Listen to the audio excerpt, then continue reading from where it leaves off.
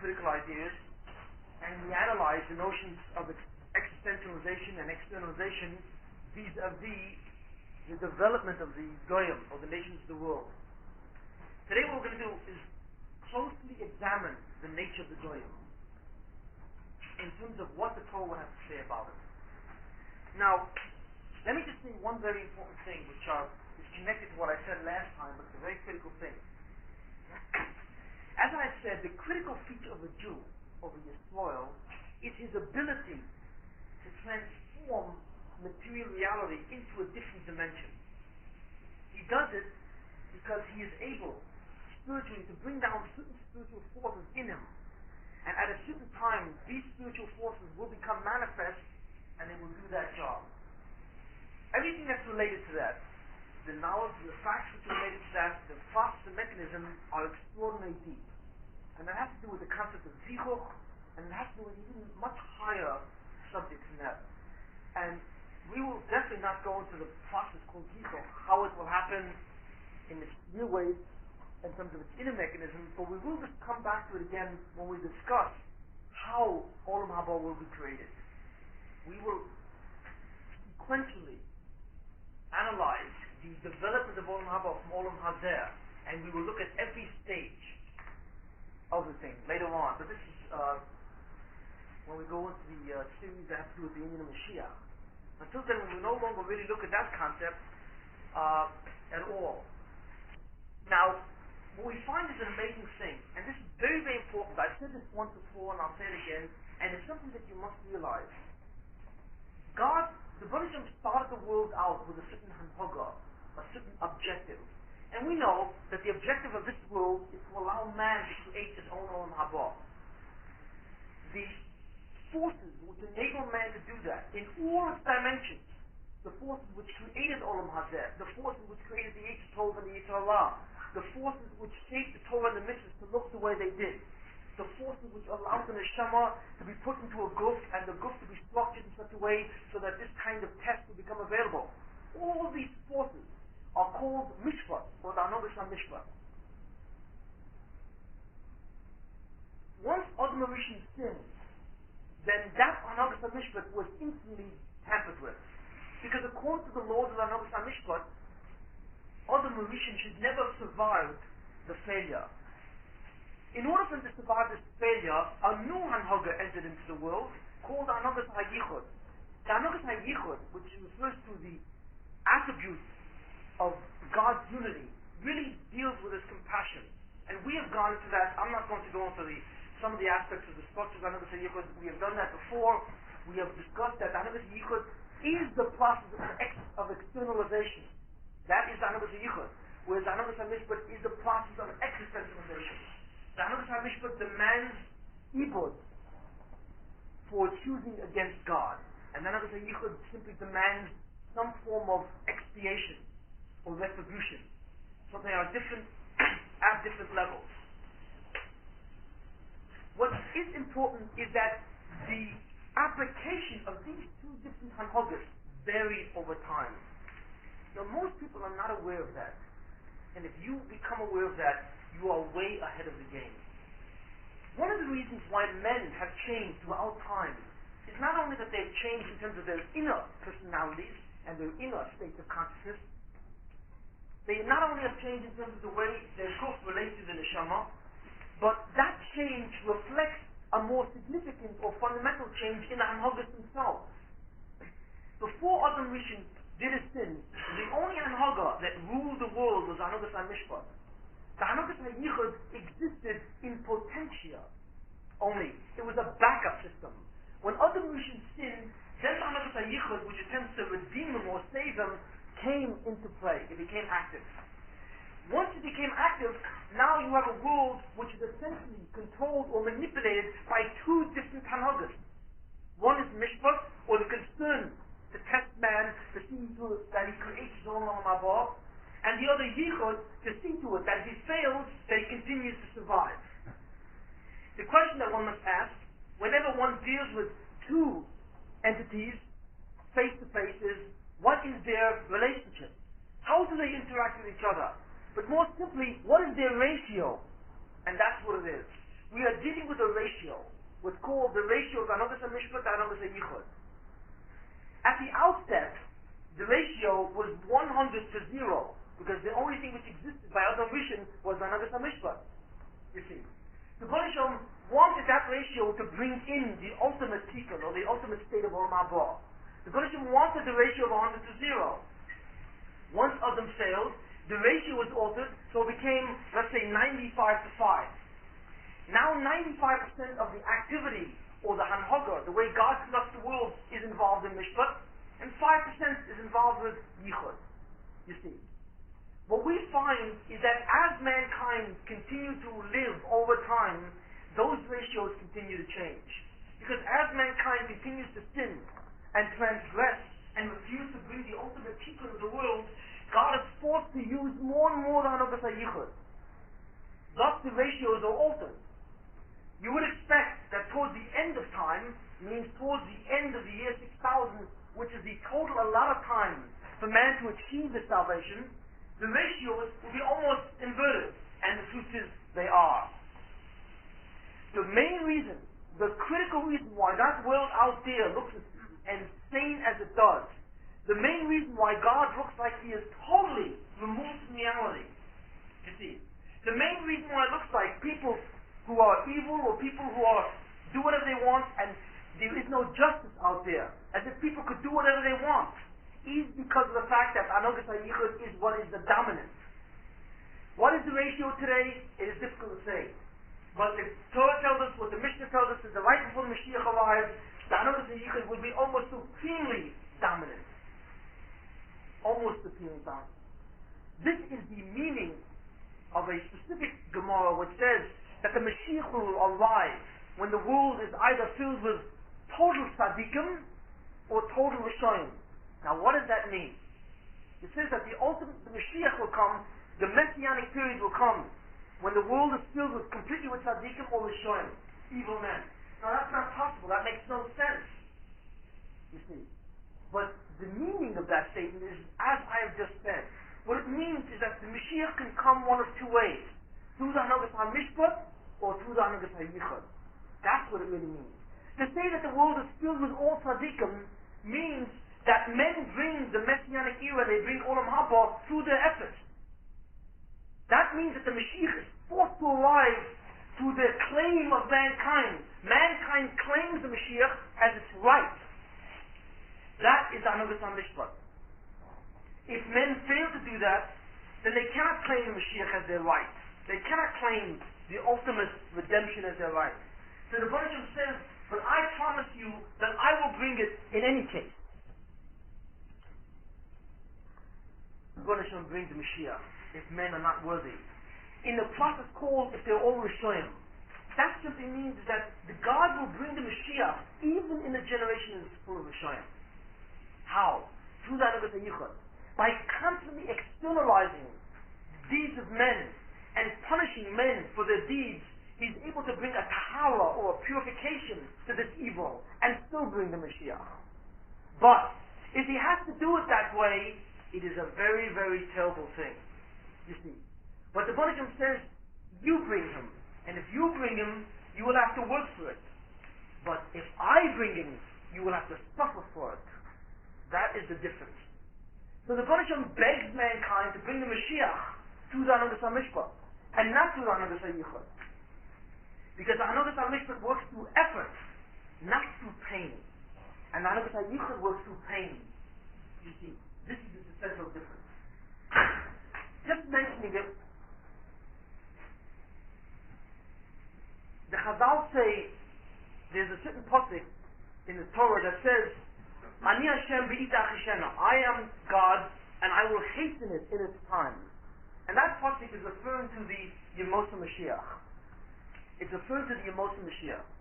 And the Gemara says, what does that mean? God says, I will bring the Messianic period, I will hasten it in its time. So the Gemara says, what does that mean? I will hasten it in its time. Make up your mind. If you say that it's in its time, that it's going to come at a certain point, you can't hasten it.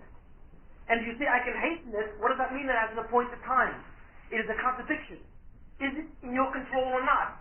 The answer is both are true. You see, Meaning that what the Baruch Shem says is, if you claim the Mashiach, if you do what you're supposed to do, I will hasten it. Means that I will bring it based on your demands. But if you are unable to bring the Mashiach, you see, then I will bring it in its time, irrespective of your behavior. And from this we see that there is a certain appointed time called the case. I don't know if you've heard it, the case. The word case means the end. Case. That means that there is a certain appointed time within the 6,000 year period when the Mashiach must come. He must arrive by that time. That time is known to the Bnei Shalom, of course, to the second. No one knows what that time is or when that time is. There were only 2 men apparently, and possibly 3, that ever knew that date. One was Yaakov Avinu, who wanted to reveal it to his sons, but was not allowed. He suddenly forgot it. And the only other man, and I think possibly Yosef knew it.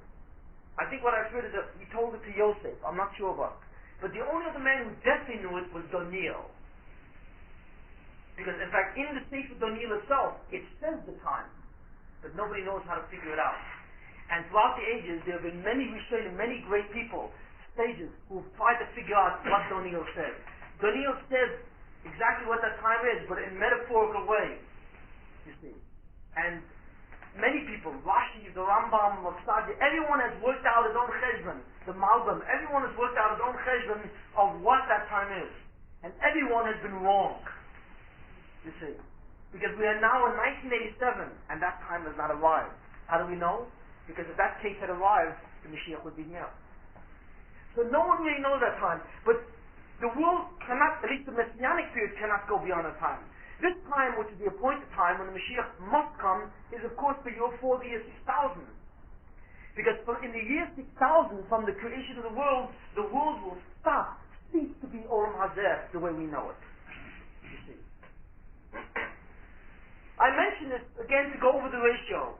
That the Bnei Shalom essentially is manning the world, he conducts the world based on the ratio of Mishpat to Yichud. You see. And that ratio, of course, changes over time. As that ratio changes, so does the nature of man. Men look totally different when that ratio, at the beginning of time, men were much greater spiritually. Much greater. There was prophecy at that time. There was witchcraft. There was all kinds of things. Men had direct access to spiritual forces. Why was that? Because Anagas HaMishpat was much greater than Anagas HaYichud. That's why. Today we don't have that. Today men now go on basic knowledge. Men attempt to understand the reasoning and nature of the world. Men can no longer access prophecy. There are no prophets anymore. You see, at all. Men do not know. Mankind does not know anymore how to deal with the supernatural. That's because Anagas HaYichud works. And when Anagas HaYichud is dominant, the world goes in hidden. Is in Hesed. It is hidden. Then God hides. The more the Anagas HaYichud is used, the further God hides in the world. He doesn't abandon the world. If he abandons the world will instantly disappear. But his face hides, so to speak, in the means that the light of his truth becomes extraordinarily hidden. So that you can look at reality and say, God? What God?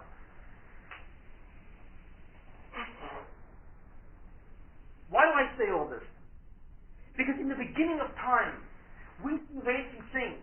When Adam existed and he failed, the Anagas HaYichud started. In the time of Noah, most of mankind were Rishonim. Most of mankind were Rishonim. What did the Bnei Shalom decide to do? He decided to destroy them and leave only Noah alive. That's what happened. But what does that mean? If you look at all the people that lived in the world at the time, all of those people had the power to build an Olam Haba. And what the Bnei Shalom said at that time was, if you refuse to build an Olam Haba, I will destroy you. Only one type of man existed in the time of Noah. It was a man who can build Olam Haba. If you would not accede to that what? To that objective, you have no right to live. So the Bnei Shalom destroyed all of mankind in the Mabul and only left Noah alive. Because Noah was the only remnant of that ability. But by the Dor HaFlaga, in the time of Avraham, when we deal with the generation that dealt with the Tower of Babel, the Baruch Shem decided not to destroy man. And when he told Noach, he said, I will change my decree. From now on, if mankind becomes evil, I will not destroy them. I will not do that. Instead, I will change them. I will make two different species. I will allow one type of man to exist that can create an Olam Haba, and another type to exist that cannot. You see. So therefore, God's treatment of the world in the time of Noah was totally different than in the time of Abraham. Whereas God destroyed the world in the time of Noah, He did not in the time of Abraham. What does that mean? It means a fundamental change in the way the Baruch Shem looks at the world. Because in the time of Noah, either you were able to create Olam Haba, or you didn't exist. There was only one species of men. But in the time of Avraham, the Baruch Shem allowed the introduction of other species of men who would no longer have that ability. So we see a fundamental difference in the way the Baruch Shem dealt with the world. What does that mean? That's because in the time of Noah, the Anagas HaYichud was smaller, and in the time of Avraham, it was larger. That's what makes the difference. It is a shift in the ratios of these two ways that God conducts the world that determines literally the nature of man as a result. And that's a critical thing. Therefore, in the time of Noach, the possibility of a goy was not there. There was no such thing as a goy.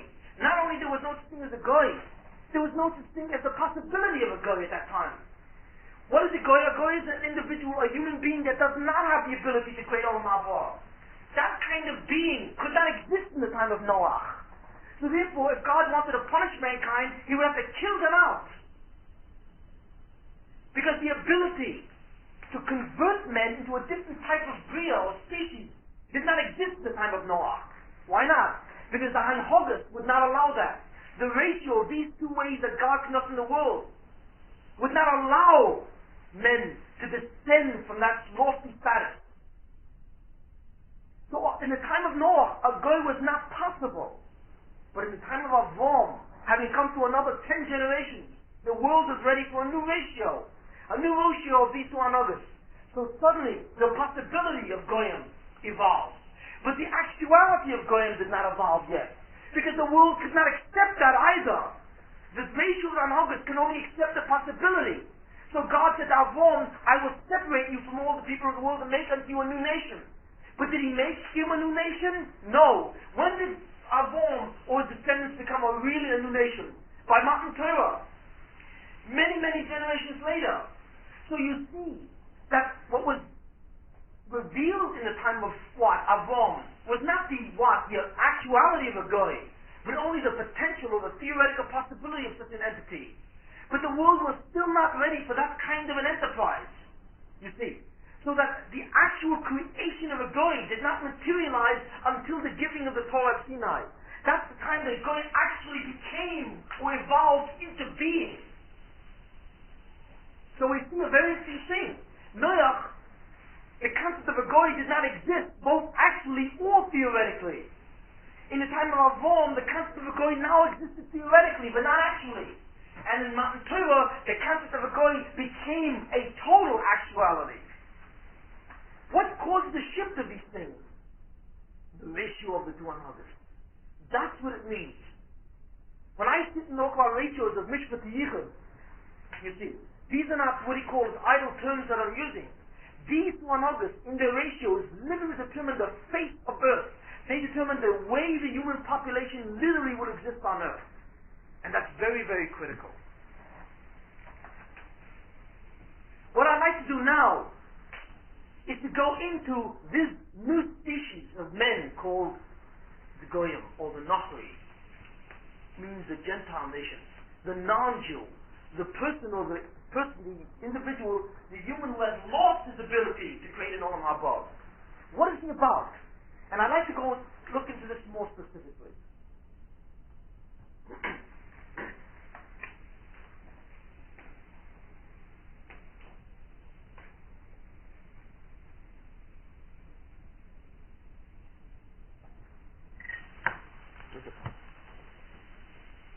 It has to be understood that a goy cannot create Olam Haba, but he can reside in Olam Haba. Means that Another example I can give, a goy cannot cook a meal, but once the meal is made by the Jew, once the Jew creates the feast, then a goy can be invited to sit down to partake in it. You see. But a goy cannot be involved in the preparation or the creation of the feast at all, even at his best. You see, unless he converts. If he does not convert, he does not have the neshama ability to create the meal or to build the building. Once it's there, he can rent. Once the meal is created, he can partake of the suda, but that's all. And the goy is forever condemned to that status, unless he converts and becomes a Jew. And that was determined at Matan Torah. Let's go on. In all courses, in academic courses in college, there are essentially two types of divisions. Generally, there are the division of the natural sciences and the division of the social sciences. And I'm sure all of you know the distinctions. The natural sciences are those subjects or topics that try and study the laws of reality in different ways. Courses under the natural sciences would include physics, chemistry, biology, astronomy, geology, and so on in all their different subdivisions. These are the natural sciences. The social sciences attempt to study man, not the world in an objective sense, but man in a subjective sense. That's why they call the social sciences. What are the social sciences? Psychology, economics, political science, sociology, law, and so on and so forth. These would be basically the social sciences. And of course there's another division which is the arts and so on, which we're not going to deal with. The social scientists, all of them, the anthropologists, the sociologists, all try and understand man's behavior, and they have a really rough job. Because if you'll notice in most of these courses, a great deal of time is spent justifying their existence, why they should be called a science. And that's a very big problem with them. Anthropology. Anthropology tries to understand the different cultures of men, and so on. Psychology, to understand the behavior of men. And in their pursuit, they have to say, well, why are you a scientist, really? Meaning, where do you have access to objective material? The area of human endeavor and human behavior is so complex that how can you say that this causes that, really? And it's a big problem for them. It's an incredibly difficult problem. In the physical sciences, it's much easier because they can observe and they can measure. In the social sciences, they can't measure the mind of a person. They really can't do it objectively. They can't go into the brain and measure the thing. They can't go into a society and observe, measure the culture in an objective scale. It's impossible. So therefore, the social sciences have this incredible flaw in them. But they try. And what do they try and do? They try and explain human events in terms of cause and effect. How do they explain human events in terms of cause and effect? For example, history, which is one of the social sciences. They want to give you a reason, for example, why a certain thing happens. For example, the downfall of Louis XVI of France, the French Revolution. An interesting historical phenomenon. Why did it happen? So the great Chachamim of the Goyim sit down and try and figure it out. And they say, well, where do they look? They try and look at some of the environmental conditions. They try and look at some of the economic conditions. And they try and say that the reason for these changes, the reason why the people finally got up and they overthrew Louis XVI, and they put in someone after him, or whatever the story is because of the fact that they're economically depressed, or there could have been political motives between England and France and so on, or many other things. So they attempt to identify what? The effect called the French Revolution by its causes. And they look at the causes in certain ways. That's the best they can do. But is that the approach of the Torah? Absolutely not. The Torah doesn't even begin to look at it this way, because this way is totally false. What am I talking about? Normally, if you want to explain the rise to power of a certain type of leader, or a certain type of individual, you attempt to see how the people chose this individual in some way. Or what you attempt to see is how this individual was able to manipulate himself through a coup d'etat or whatever political maneuvers and become the king or the dictator of a country. But is that why people rise to power? No, it has nothing to do with that. The reason why people rise to power is not because of the machinations of the leaders, but it has to do with what God wants to do to the people. There's a Gemara in the Talmud, that says that when the Rebbeinu wants to, well, it says using that when a shepherd wants to punish the flock, he blinds the leader. He blinds the leader. So what you see is an amazing thing, that it's not the leaders who run the people or who determine what will happen to the people. If you look at most history books will have the history of mankind, and they'll follow the wars of mankind, the changes of governments of mankind, the monarchies, and so on, and the aristocracies of mankind. Historians observe history by observing what happens at the top of the government, and so on. And they say that it's these people at the top who are running the whole show, you see. But what that Gemara is telling us, it's not the people at the top who are running the show, it's the people at the bottom that are running the show. When the Rebbeinu wants to what? Punish a nation, what happens is, he puts over them a leader who will, in the end, cause them destruction. But it's not that the leader himself, you see, managed to get up on the top to cause them destruction. It is the status of the nation, it is the din, or the mishpat on the nation, that forced the political event. So if the French suddenly got rid of their monarchs, it wasn't because Robespierre, you see, or all the other people in the French Revolution suddenly were able to get up and overthrow Louis XVI. It's because the French were finally zircha to a new level of light or awe. And therefore their political system would have to reflect that level. So suddenly the power and the motive and the instinct that came from within to throw over that absolute monarchy for once and for all.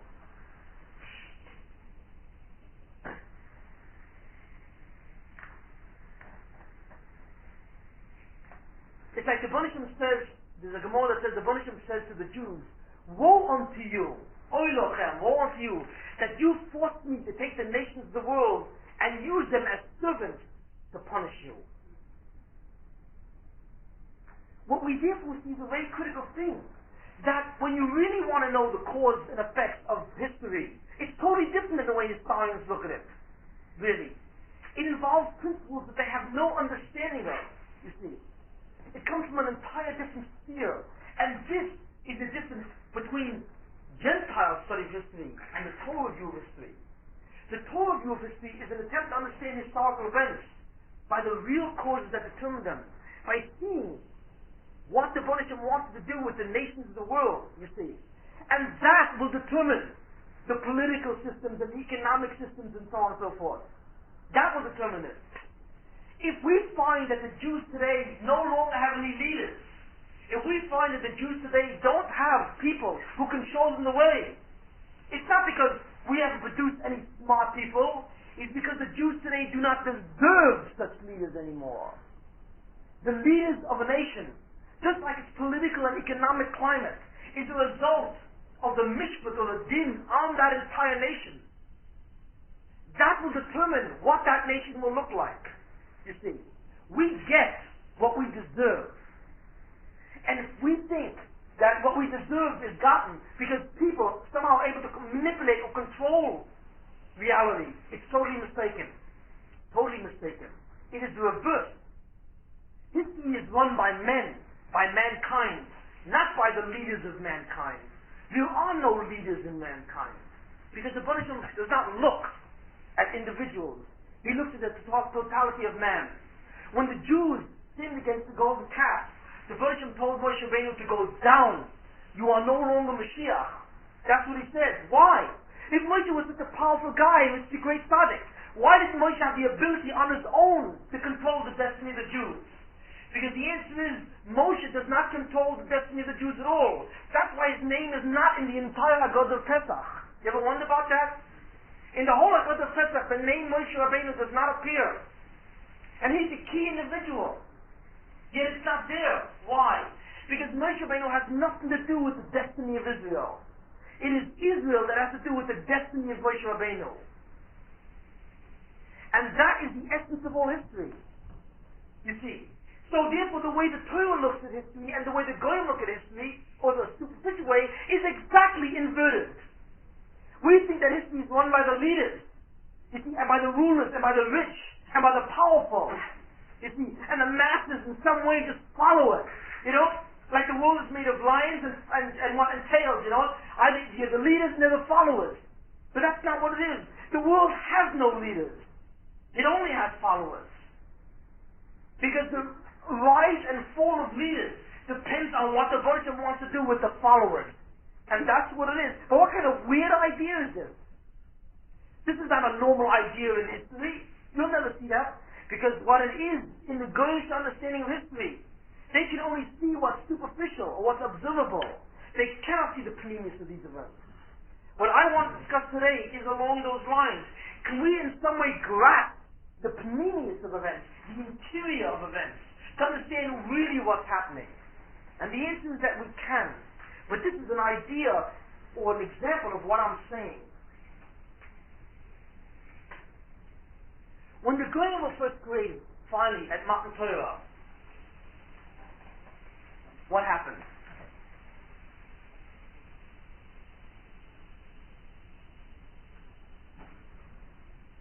But rather, let me just say one statement, which really is the conclusion of what I've been saying up to now. For every social science, there is a Torah science. If the Goyim have a subject called anthropology, then we have a subject called Torah anthropology. If the Goyim have a subject called history, then we have what's called Torah history. And I'm not talking about the history of the Jews, I'm talking about the history of the world. If the Goyim have a subject called psychology, then the Torah has something called the Torah psychology, meaning that it understands the powers and abilities of men through their neshamas. You see, if the Goyim have a subject called economics, and they try to understand what are the economic cycles, what causes a depression or recession, and they'll tell you all kinds of things, you see. But in the end, no one really knows. No one really knows. Because suddenly, every law, every economic law is broken. And we find what? We find inflation and recession existing, coexisting at the same time. When economically that should be impossible. So what the Bereshit does is allow the Goyish sciences to play around with their concepts. And then suddenly, when their concepts don't work, we realize that that's not what it is. That the laws of economics have nothing to do with what? With gross national product or supply and demand or whatever you want, whatever economic principle you want to apply. It has nothing to do with it. It has to do with what the Bereshit wants to make a country rich or poor. And he therefore, on the basis of that power, will see to it that a country will go into poverty or into wealth. But the question is there something called the Torah economics? Are there specific laws that we can see? Can we really follow the path or the trail, you see, from what a nation deserves to what a nation finally gets? Can we see in some way the spiritual forces manipulating economic realities? And the answer is that we can, if we know enough about the spiritual realities.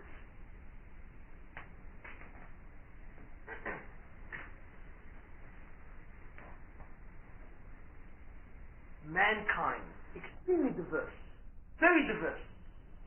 What does the Eskimo have to do with the Zulu? And what does the Zulu have to do with the Japanese? Incredibly different types of people. Why are there so many different types of people?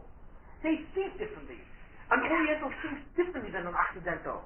The thinking of an Eskimo has nothing to do with the thinking of an Aborigine, or a Bushman, or a Nepalese, or a Bornean. Whatever the story, each one thinks differently. They have different cultures. Why? Well, to answer that question, anthropology. So they scurry around the world and they attempt to observe certain types of cultural aspects. And they say, why do men have different cultural aspects? You see. So they say, well, environmental. They live in different types of environments. And because they live in different types of environments, they have different types of cultures. And they try and look at all the different superficial reasons to explain why there are so many different types of men. But these reasons have absolutely nothing to do with what's really true. There are other reasons. There is a science called Torah anthropology, and that's what we'll begin to discuss tonight. What are some of the rules and formulations of a Torah anthropology. How does the Torah look at all the nations of the world and explain them? How does it explain the variation in so many different cultures?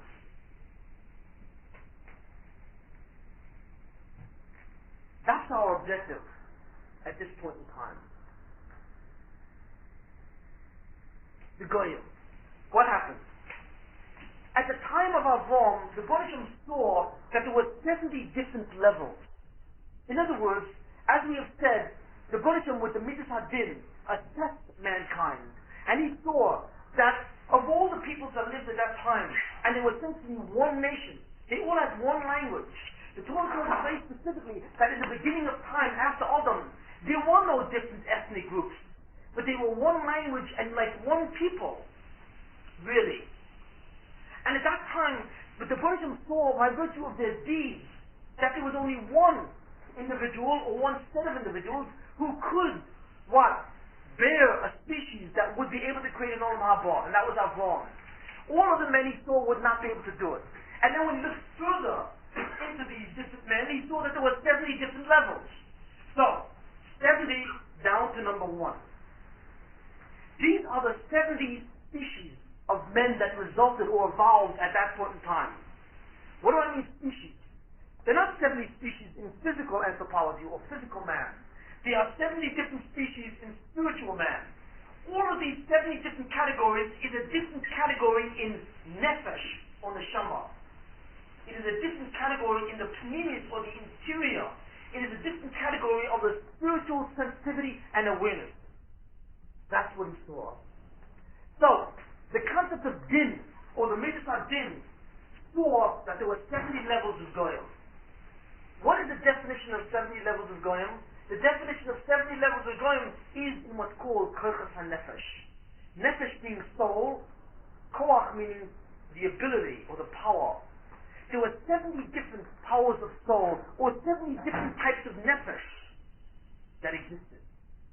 Now, what does that mean that there were 70 different types of Nefashos? What is the difference between two different people who have a different neshama? Can you tell the difference? Can you tell the difference in the way they look? Not really. But you can tell the difference in the way they think.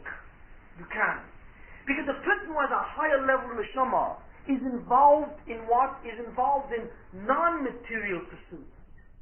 He is fascinated by knowledge. He is fascinated what? By truths.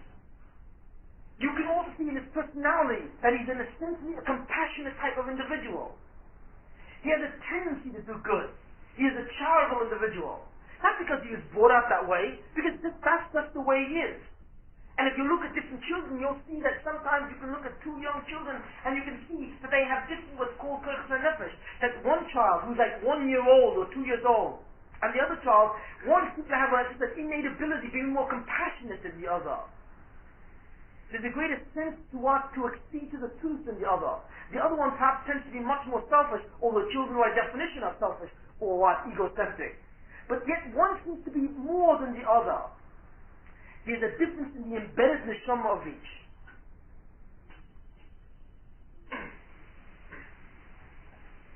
There is a difference in the awareness of the individuals. The person with a higher level neshama thinks differently than a person with a lower level neshama. He sees things differently. His awareness, most important of all, of God is totally different. A person with a higher level of neshama looks at reality, and inside he knows that there is another being who designed it all. And there is an Elohim, there is a divine being there. There's something outside of himself. He is not the beginning and end of all reality. He knows that by something inside of him.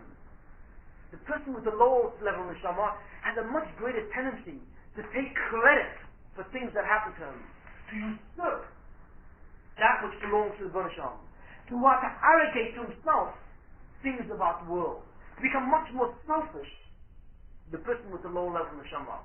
Now, we have to qualify this, very important, because the level of neshama is the first aspect, the predisposition of the kind of person that evolves. But there are other variables as well. A person, for example, can be a high level of neshama, but if psychologically he's impaired, if he's had a very bad upbringing, what happens is, then these two things will merge and interact. You see.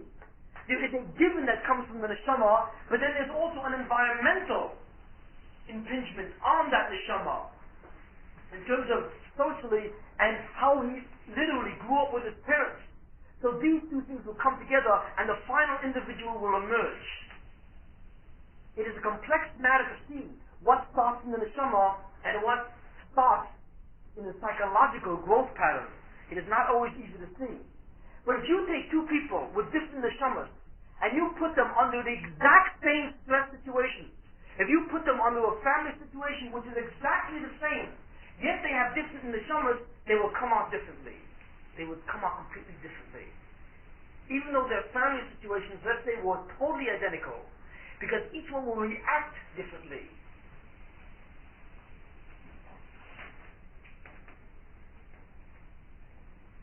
The nations of the world, 70 levels, 70 basic unit levels, and that's what we're dealing here, all beginning to divide, each one beginning to develop its own kochas nefesh. And here's where the matter comes in. There are 70 unit levels of mankind, no more. Each one of these levels will develop its own culture. What is its culture? It will develop its own social institutions, the way they relate to each other. They will develop their own legal institutions, the way they deal with economic realities, the kind of governments they have, and the kinds of rituals, or ceremonies, or just basic rights that they have among each other. These things will evolve from the kochas nefesh of that kind of nation, you see. And it has nothing to do with environment, it has nothing to do with any of these things. It comes out as the what? As the interior understanding of what reality is about. They will share the same value system. They will share the same attitudes. But these attitudes and values will emerge from the internal essence of their neshamas, or the kochas nefesh.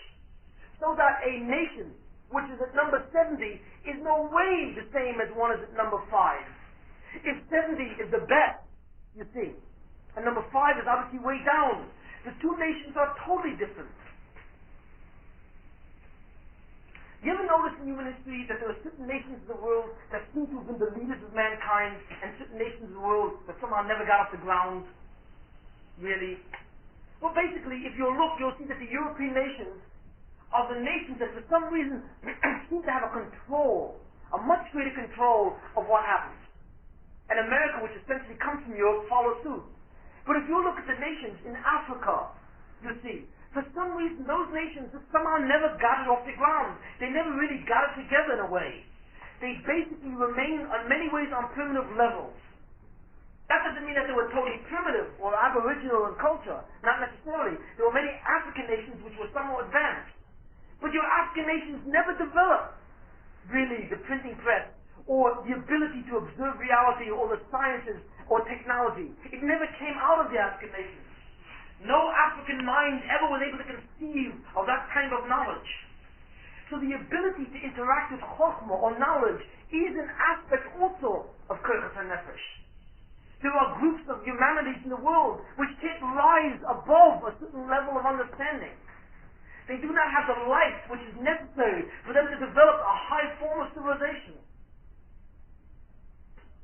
Morality. There are differences in morality in the world. There are nations which are essentially immoral, who feel guilty when they do evil things.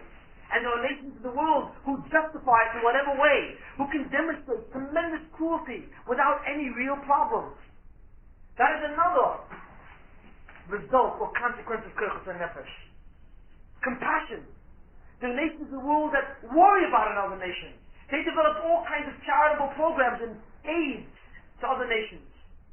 And there are nations that have no concern about that. They're only interested in themselves, totally concerned about themselves. It was said, I think, by the Chofetz Chaim, that someone asked him, why is it that America never experienced a war on its own shores? America has been involved in wars, in World War I and World War II. But America has never really experienced the incredible disaster of World War I and World War II. No one ever got to the American shores. Now you'll explain, well, they have the equipment, or this and that and so on. That has nothing to do with it. What the Chofetz Chaim said is because America is exemplary in its need of chesed. Because America worries about someone else. Now, I'm not saying this from what? From a chauvinistic standpoint. But the fact is that America is concerned about nations of the world. They're the first ones to run in when some catastrophe happens. Why? Because they are charitably minded. So the Baruch Shalom considers and what? He values that Gentile form of thinking. So therefore, he spares America from any of the source that he does not spare from the other pieces of the world, parts of the world, in any sense. So the aspect of compassion, it's something that roots in the Koach HaNefesh. Now America is not a nation with one Koach HaNefesh, and we'll get into that later. Because America is not a unit level nation, you see. It is not. These 70 nations, where are they? Who are they? Can we identify them? Can we know who number 68 is? Do we know where they live? Really? No. Not really. Why not?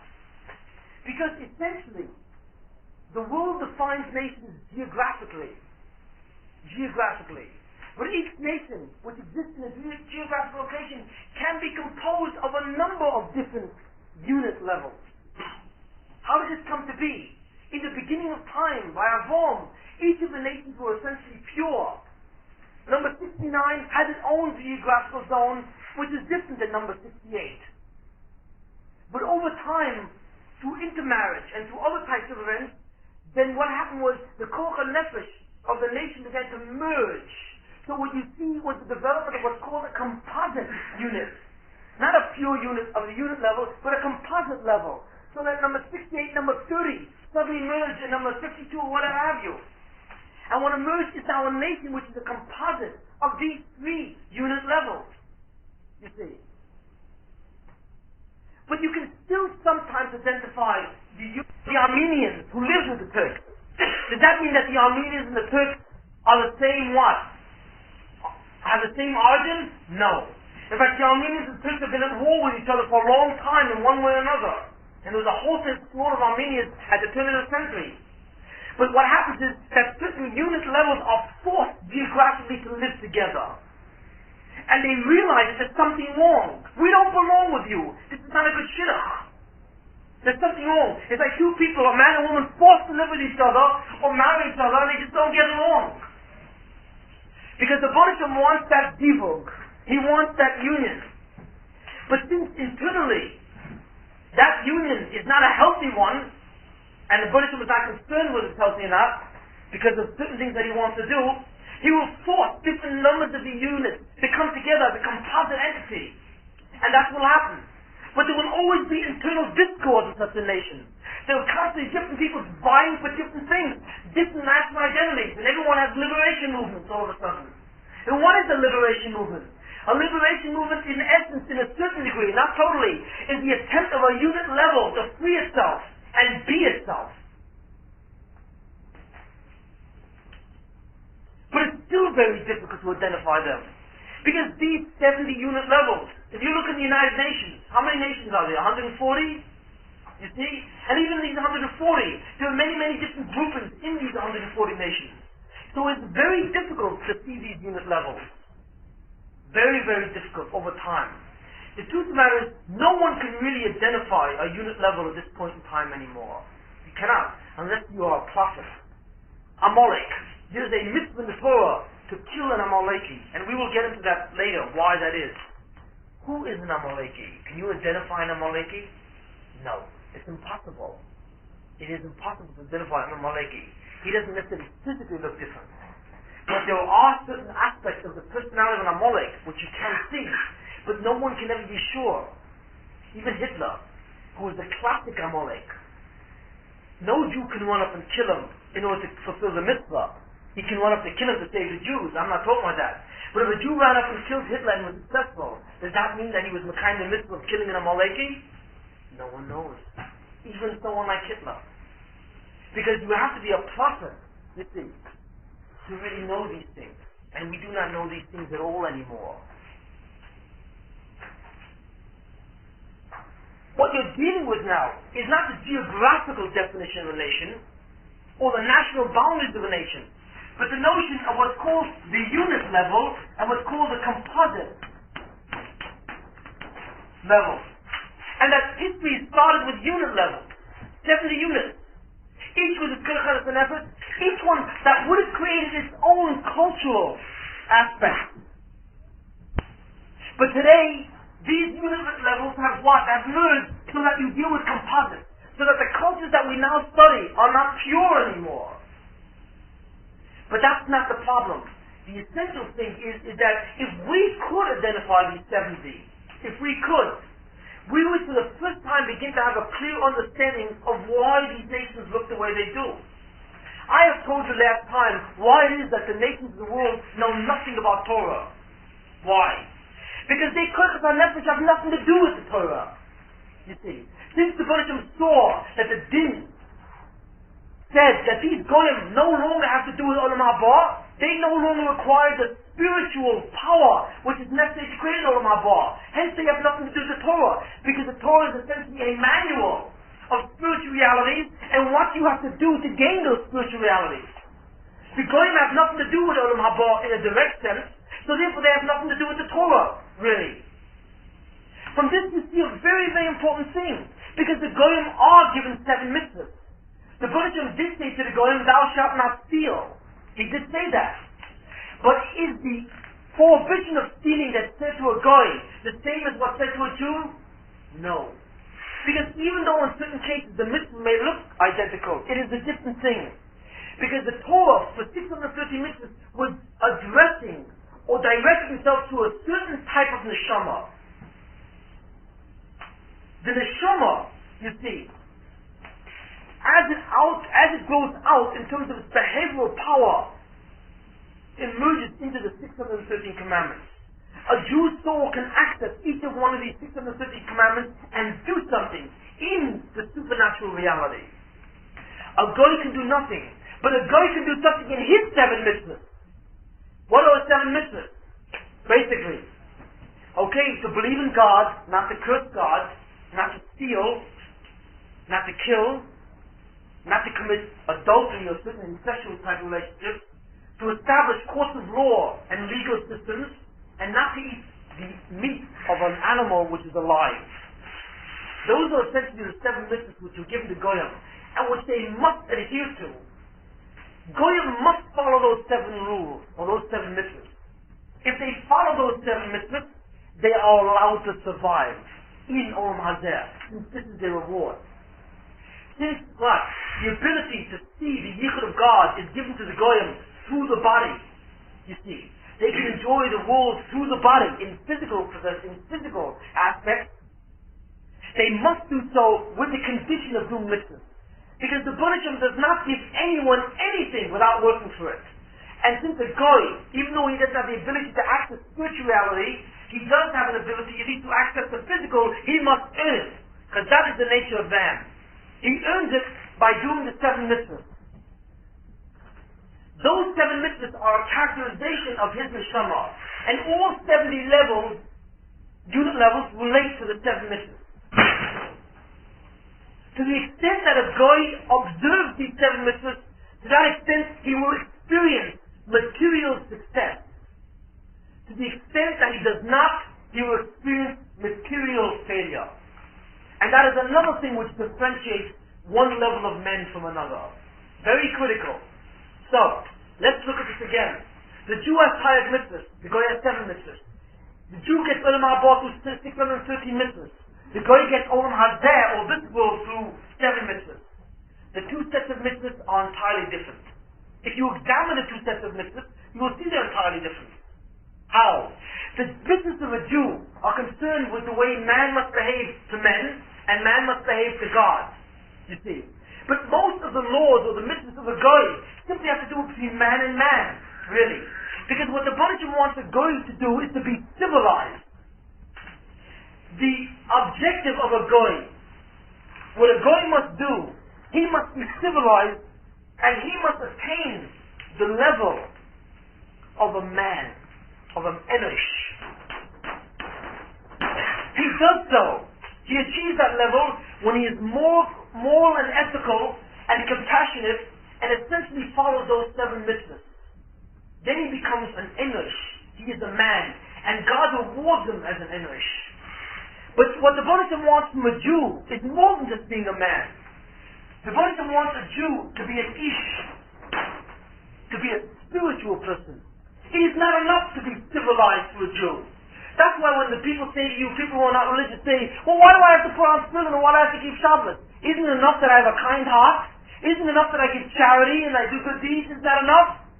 And the answer is, it is enough for the guy. But it is not enough for you. Because being civilized, being compassionate is important. It's what makes you human. But the tachlis of a Jew, the purpose of a Jew is not to be human. It is to be spiritually elevated. It is to be angelic. Olam Haba is given to what? To spiritual man, not the physical man. And if you simply want to attain the vestige of physicality, you want to simply be civilized and moral, that's not enough. The essence of a Jew is in his relationship to the Baruch Shalom. Not only is his relationship to other men, it's that there's a unique relationship that a Jew has to God in terms of the mitzvahs, in terms of spirituality. That the Jew realizes that the key thing in the world is not the physical, but it's the spiritual. That's the essence of a Jew. So 613 mitzvahs are rounded out, and essentially all carry that message. We want you to be a spiritual being.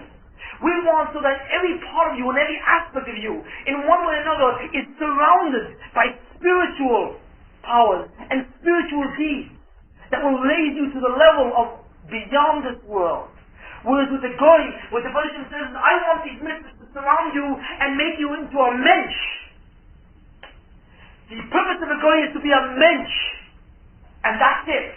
And the Buddhism says that you are a mensch, and we all know what it means to be a mensch, to be a decent person, to be a decent, normal, compassionate, moral person. That's what it means to be a mensch.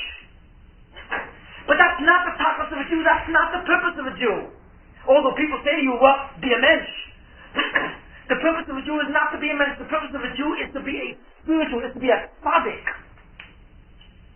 To be a righteous individual, and to have a very special, intimate relationship with the Baruch Shalom as well. That is another dimension. So that the mitzvahs of a Goy and the mitzvahs of a Jew are totally different, in the sense that they both correspond to different neshamas.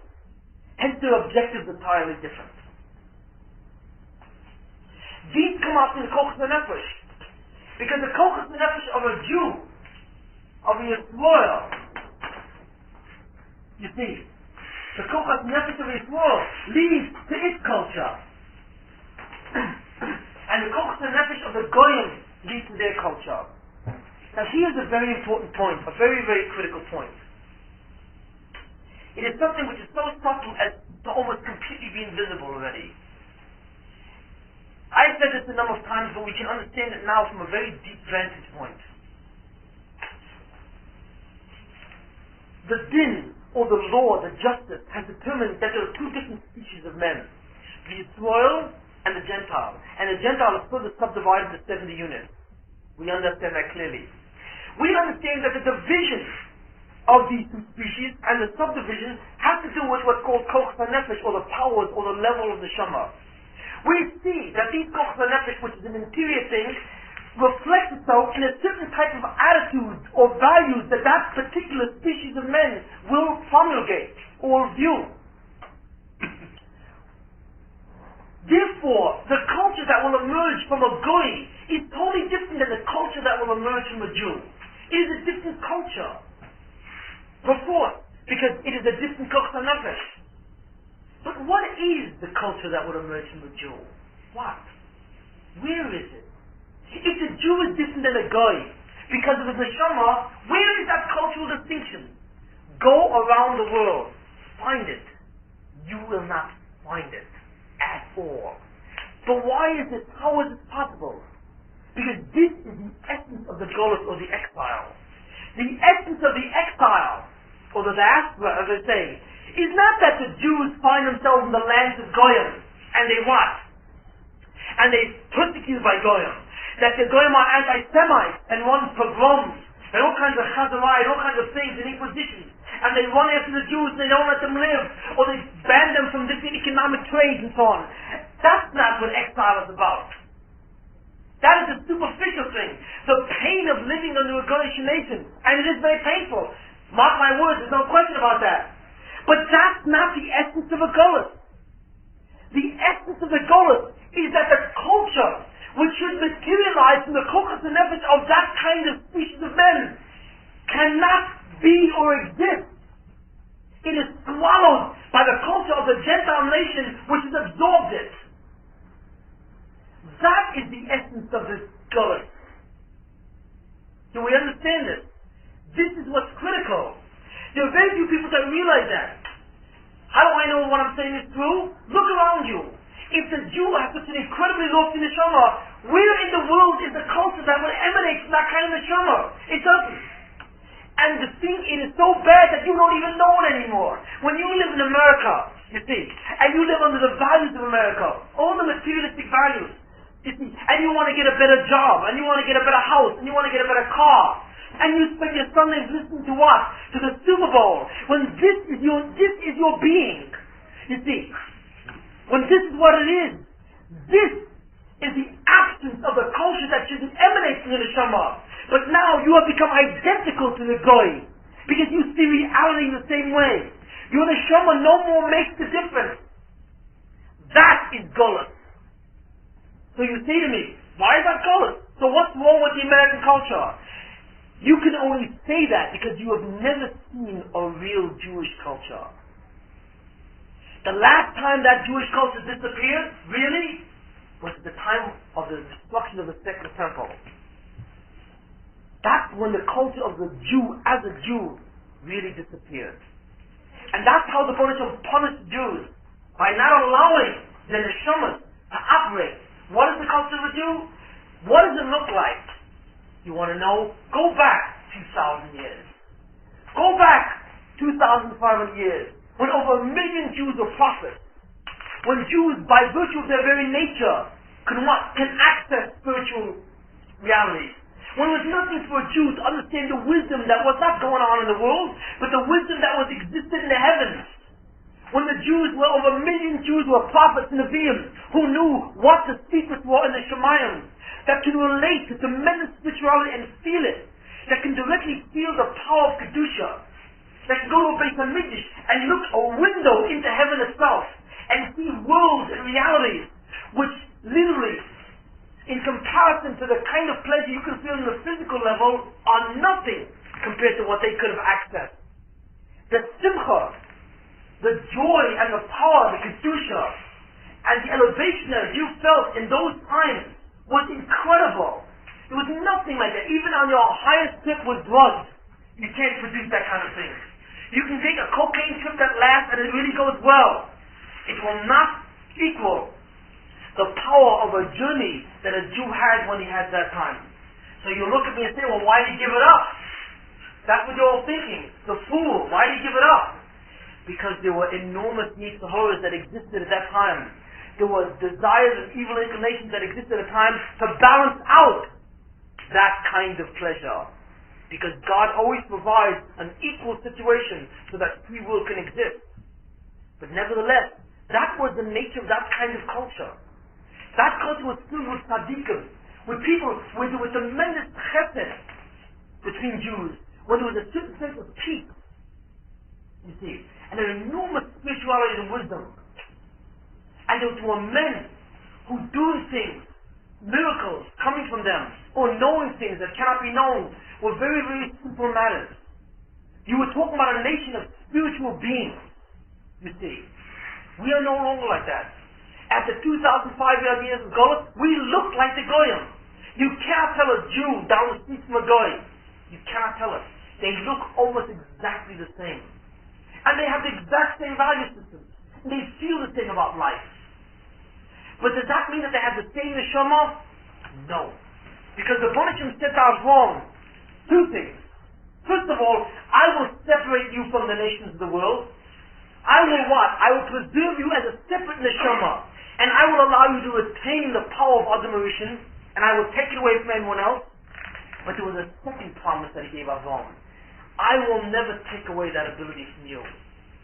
You will always remain with that power. I will never make you into a goy. That was the second promise, you see. When the Baruch said to Avraham, I will never make you into what I did to the Gentile nations. Because just the Baruch said, just like by the time of Noah, I destroyed all men once and never again. And that was my covenant. That was my covenant with Noah. That never again will I destroy mankind. My covenant with you is never again will I create men into two species. Never again will I subdivide you into a two species, so that you will lose and your children will lose the ability to go to Olam Haba. That means that when you see two Jews walking down Broadway, or either a Jew and a guy that look the same, have the same values, there will always be a difference between the two.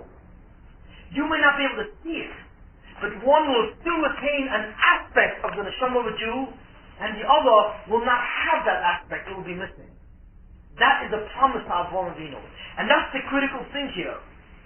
This is the ghost, the exile, the disappearance, the removal, the fact that the culture that should be there of the Jews, the greatness that the Jews should be, you see, no longer exists. It no longer exists. And we will discuss this more at length in terms of the interaction of the Jews and Goyim. But this is the basic idea here at this point. And this is the scenario that the din produces the levels of the two different species which are defined by their pneumius or koach nefesh, which result in cultural differences. Not only in terms of their activities, but in terms of the ways they relate to each other, their morality, their compassion, their knowledge, the way they see the world and religion. The difference in your koach nefesh will create total differences in the way you operate culturally and how you feel about the reality of being a human being.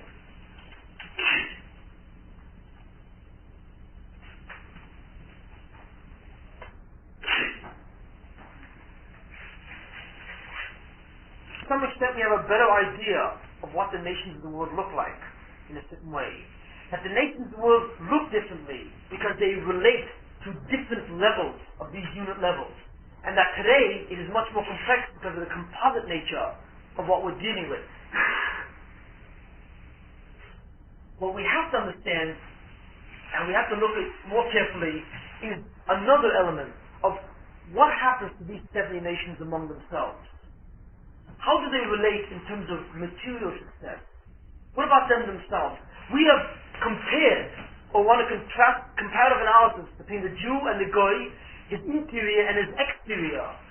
The pneumius and the chasonius, in terms of the interior of neshama, and the exterior in terms of culture. But what is the life of a Goy, or of different Goyim? And what moves God to punish one nation and reward another? What are their criteria? And that we will discuss next time. Let me just do that question. The Goyim have 7 different levels. Those are real distinctions. They are real differences. The difference between a Jew and a Goy is a metaphysical one. And the difference between one Goy and another is a real metaphysical one. You cannot compare the nefesh of Goy number 70 to Goy number 69 on the scale. You can't. They're different nefashos. They are literally different entities in that sense as far as the pneumius or the interior is concerned. What about among the Jews? Are there these distinctions? No. There are no such distinctions. There is only one species called the Yisrael, and that's all. There are certain divisions. There is divisions, for example, between a Kohen, a Levi, and Yisrael. But that distinction has nothing to do with the ability of that person to create Olam Haba.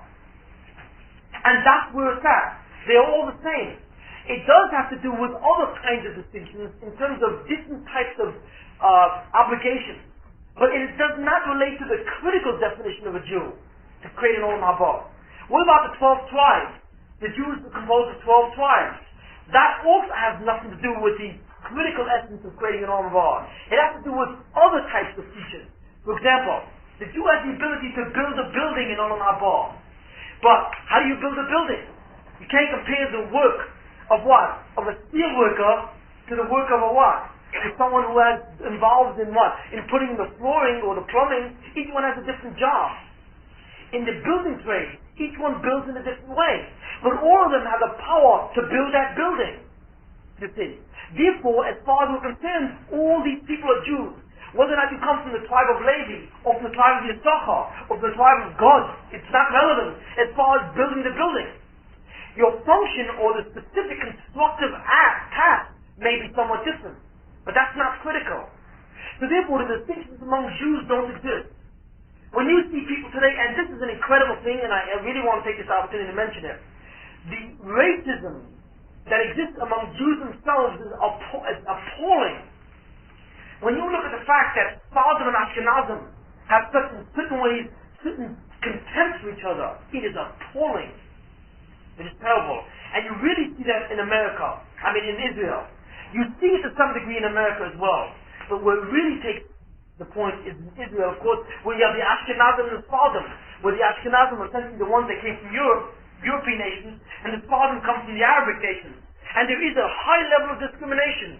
This is monstrous as far as the Bodish is concerned. There is not a shade of difference between a Sfard and an Ashkenaz in the Shema. Not a shade. In fact, the Sfardim have produced enormous tzaddikim. Incredible people. In fact, the Sfardim in certain ways have produced greater people than the Ashkenazim. But for some reason, the Sfardim have descended to a much lower level than Ashkenazim in certain ways. But that has to do with the different segments of the Jews and what their din has become. But there is absolutely no difference. There is no difference. There is no difference between a person who is a ger. If a person converts and becomes Jewish, he is the same as a Jew, basically. To discriminate between a ger, to discriminate between someone who is a Baal Tshuva, to discriminate against someone who is not a Sfard, is abhorrent to the Baruch Shalom. Totally abhorrent. And we find this going on all the time. One of the most critical things which block the Geulah, one of the most important things which make it the Jews unable to bring the final redemption is this total idiocy and insanity of Jews fighting with each other, condescending on each other constantly. You know, even the terms that I hear, BT and FFB, are obnoxious terms. They really are. And they're used by Baal Tshuva. But the notion of BT, Baal Tshuva, and Tzum from birth, to me is obnoxious when I hear it. Because it's an absurdity. If a Jew is a Baal Tshuva and becomes Tzum, and so on, he is as kosher as someone who is Tzum from birth. It is irrelevant. If a person is Megaya, he is just as good as someone who was always there. If someone comes from Morocco, what's the difference if he comes from Germany or France or from America? What is the difference? The Buddhism sees no differences. And the fact that Jews make differences out of these things, these artificial categories, is one of the greatest blights that Jews have to do. And it's different from what we're saying. There is no distinctions in this world. When God said to Avon, I promise that your children will inherit the world and create Olam Haba, He didn't say, I promise you that the Sfardim from your children are going to do it. Or the Baal Tshuva are going to do it. Or the from birth are going to do it. He didn't say that. There's no thing in the Torah like that. Yet these distinctions are constantly being fostered by Jews themselves. And it's one of the prime reasons why the Mashiach cannot come because of that. The only distinctions exist are between Yisrael and Umat Olam, the Goyim, and the Goyim among themselves. And that's it. There are no other distinctions worthy of recognition. And it is critical that all of us, at least here, take this at heart and understand this. And realize that when this kind of discrimination exists, it prevents the Mashiach from coming, and it brings up a tremendous kitur or accusation against the Jews in heaven itself. And one of the reasons why we suffer under such an enormous gullus and an exile, one of the reasons why we're robbed from our culture, that our neshamas cannot speak, our neshamas are dumb without tongues, because the culture that we should have is no longer here. One of the reasons why the Baruch Shalom has confiscated our ability to know spirituality and to enjoy what's really there is because of the fact that we constantly discriminate against each other for no reason at all. Men must be discriminated on the basis of their deeds. The difference between a tzaddik and a rasha is on the basis of his deeds, not on the basis of where he was born, or whether he's a Baal Tshuva, or whatever the story is. There is no such distinction in the Torah at all. In fact, the only statement that is said between a Baal Tshuva and a tzaddik from birth is that the Baal Tshuva in certain ways is higher. That's the only time the Gemara does talk about that distinction. You see. So in certain ways, if you can really think about it, it is the FFB who is less than the BT, to use that kind of terminology. That is the only distinction that's mentioned. You see. And it's important and critical that we eradicate that kind of thinking from our minds. Isn't that what part of the cult of the goal? Doesn't it come Yes. from that we're talking? Yes. No. No? It's the Not because it it's the internal jealousy and arrogance of a Jew. Because it exists. It always existed, and there, yeah. Yes, it always existed. Yes. But there's an element of a goal, isn't there? No? Well, I mean, it become worse in a certain sense, but it's not. I think it's a Jewish invention. Jews do very well on their own.